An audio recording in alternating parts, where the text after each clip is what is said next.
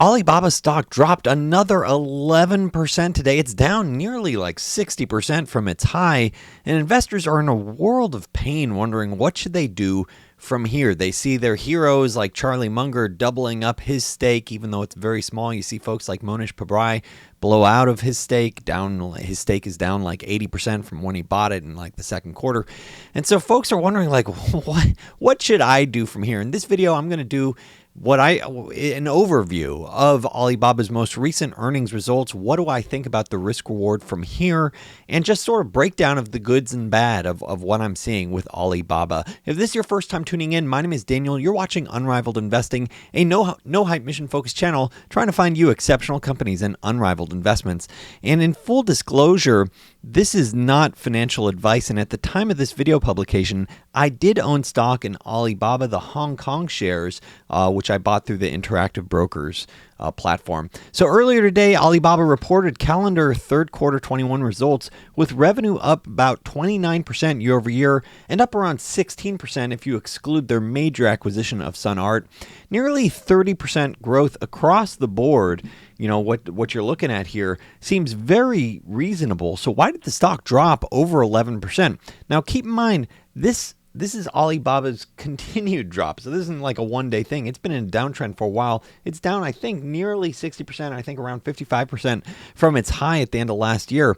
The answer on why you saw this world of pain today with Alibaba stock is that while they've historically been a cash cow, one particular segment, their retail platforms, that segment reported much smaller growth. It only grew around 3%. Now, this segment includes the likes of Tmall and Taobao.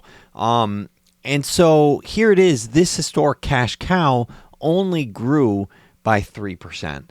And so why so little growth? Well, management attributes this to gross merchandise volume value that's going across their platform that was only up single digit due to the slowing market conditions and more players entering the sector, i.e. this means other platforms are effectively taking Alibaba's lunch. This means tougher competition. And you could see that with some of the other players that also reporting their earnings figures. So this is part of the reason that while I own Alibaba and I have a basket of Chinese stocks that are around 15-16% of my portfolio, my larger China bets are elsewhere. And it's because this legacy aspect, this customer management line, which was historically a cash cow, this 40% operating margins, just incredible business tied to their legacy China retail platforms, that is slowing down because of, one, they got so big.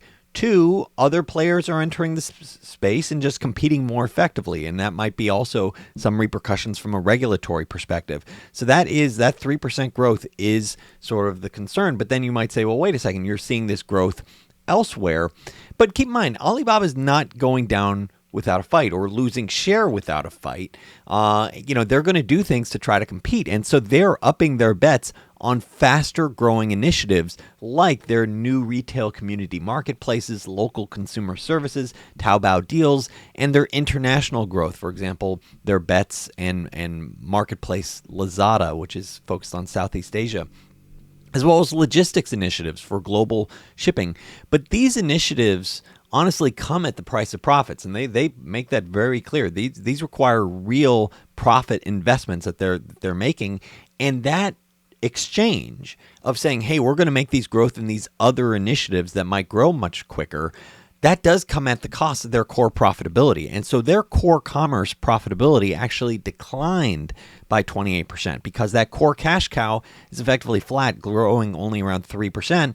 They're investing in these other initiatives that haven't really proven themselves yet. A lot of them are unprofitable, and that's the reason why their profitability declined. Their core commerce profitability declined by 28%. While investors will adapt ultimately to Alibaba's investments and structurally lower profit profile, you can no longer say, hey, this is just going to be juicy 40% profit margins going forward. You have to revisit like, okay, how does this shake up ultimately? Management's outlook was also disappointing. Based on slowing consumption in China, management is guiding to 20 to 23% revenue growth for their fiscal 22. This implies only a mid-teens level growth for the remainder of their fiscal year. That's obviously a slowdown from here. Despite these negative developments, and they are negative developments, you don't want to paint this any other way. That's reality. It's important to see reality as it is versus how you want it to be.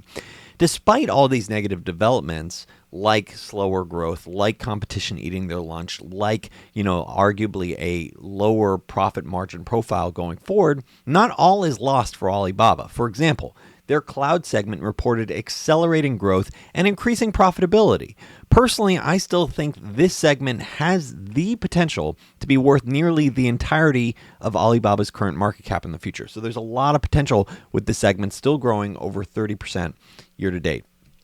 Their international segments, while lower margin and only around 7% of their consolidated revenues, align well with the broader CCP's agenda for China, saying, hey, look, we want to make a bet on globalization, ship more goods internationally, and that really does fit well with their international marketplaces. This business is growing 35 to 40% year to date, so that does align well. That said, it's not a big part of their business, only less than 10% of their revenue.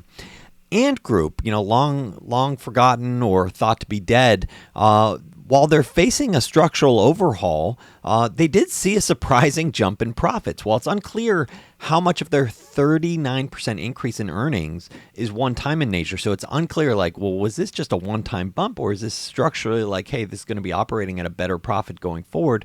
Their quarterly earnings does imply nearly $12 billion in net income, so it's unclear, once again, how much of that is one-time in nature. So that $12 billion would be for Ant Group in its entirety, assuming 100% ownership. The question remains, given the regulatory overhang that you see with Ant Group, what should Alibaba's 33% ownership in Ant be worth?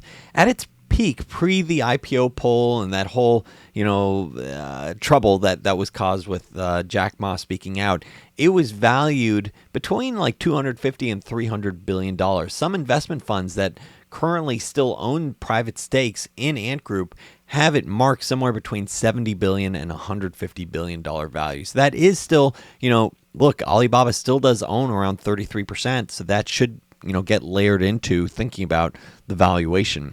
So what am I doing, looking at all these, aspects, the good and the bad with Alibaba's business? First, a quick plug, where if you're interested in following along with my personal financial journey, go to unrivaledinvesting.com, where each month I call out potential multi-baggers as well as my personal portfolio. We also have an exclusive community dedicated to learning and trying to find exceptional companies on Discord. So once again, if you're interested, go to unrivaledinvesting.com, click join the journey. And if you enjoy learning about potentially exceptional companies, potential multi-baggers, please make a point of hitting that thumbs up, that subscribe button now.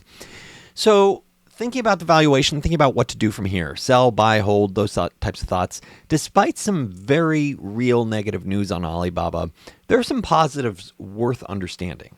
For example, they continue to generate significant amounts of free cash flow. This is despite them stepping up their significant investments in other faster growth, market initiatives. Their annualized free cash flow is currently around $13 billion. While this is down nearly 50% from last year, it appears that they're using this and their significant cash balances to start buying meaningfully more amounts of stock back. And so that would be a very good, sign to think about. $13 billion on a, market cap of, around $400 billion, for a company that's growing 20 to 30%. It's also not in the realm of, crazy talk. At least that's what I'm looking at. And also recognizing that free cash flow used to be over $20 billion a year. So, thinking about all these dynamics, and you're not talking about crazy expensive. This is actually a really key important data point for me personally, looking at them stepping up their buybacks this quarter, because during that regulatory overhang, I really was worried that the value of the equity could ultimately get wiped out if regulators said, hey, you can't do buybacks going forward. You can't effectively return capital to shareholders. And that would have probably been a red line for me personally, but seeing that they spent over $5 billion this quarter on buybacks was a real positive signal for me. So, okay, so the shareholders really do have potential rights here, potentially, management saying, hey, the stock's cheap, let's buy it back. The average price before the buyback was still around 190 bucks. So that is significantly higher. That means they were doing a lot of the buybacks towards the start of last quarter. It makes me wonder if they're, once again, this is something that I'm going to be tracking. This is the reason why each quarter you got to update, your thoughts based on the reality of the underlying business. So I'd like to see them continue to do buybacks. I'd like to see them step up, use even more of their cash balances, use even more of their free cash flows to do these buybacks. If management really has, the belief that, hey, this is a compelling valuation, which honestly, I think it is, and we'll talk about that valuation right now. Based on today's results, I've lowered my expectations for Alibaba's future growth and profitability nearly across the board. Where I once assumed 20 to 25% commerce margins, keep in mind that was down a lot from the previous 40% margins. I'm now assuming around 12.5 to 17.5. That's a range that I'm personally assuming. In the third quarter, it was around a little over 18%. So there might be some conservative baked in. That said, look, they're making a lot of investments. Their margins can continue to drop. A lot depends on their new strategic initiatives that are unprofitable and probably structurally lower margin than their legacy retail platform. So we will see. That's a big uncertainty.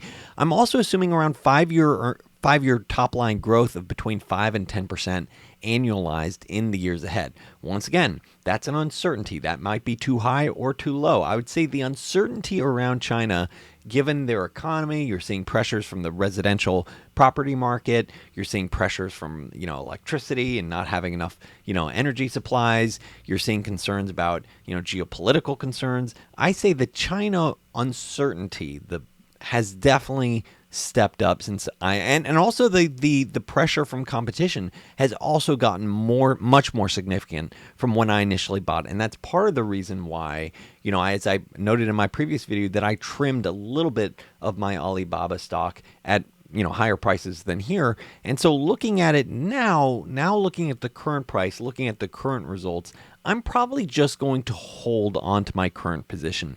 In the summary of my hypothetical framework, I'm looking at nearly 100 to 200% upside in sort of my base and high scenarios. In my, low scenario, I'm sort of looking at break even around. Now, of course, stock prices can go way higher or way lower than this hypothetical framework. A lot depends on the execution and sentiment. But in all honesty, looking at this, I'm probably not going to be adding capital to Alibaba. I'm probably just going to sit on it because I do still like the risk reward. I just think, look, yeah, the stock prices come down a lot, but so have my expectations. And I still think, looking at this, so that's a reason why I'm not backing up the truck, because expectations also came down. But I'm also saying, look, even assuming these types of assumptions, if they're able to post, better than, let's say, 10% annualized growth in their core platform, and if management says, oh yeah, we definitely think we could be doing 20 to 25% profitability in the future, that would have a big impact on where the stock price can go. So there's a lot of uncertainty now to sort of bake in. I'm going to take it one quarter at a time. That's how I do it. Probably not putting in more capital. I am looking at other situations that I call out, to my Unrivaled Investing Journey subscribers. I called out last month the company trading at a 30% discount to book value. Management's super shrewd there. The company's, beaten the stock market indices over several decades, so I like owning that one. I'm currently looking at one. I don't know if I'm going to officially call it out as my potential multi-bagger. I'll leave it, I'll comment in the Discord channel, where it's a company that I think potentially has something like 500% upside, maybe more. I'm still thinking about it. So that I'm going to save exclusively for my Journey subscribers. But if this video has been helpful for you thinking about Alibaba, thinking about the risk reward, thinking about, the changing dynamics in China, as well as, how to think about how to value Alibaba, if this has been helpful for you, please make a point of hitting that thumbs up, hitting that subscribe button. And thanks so much for tuning in.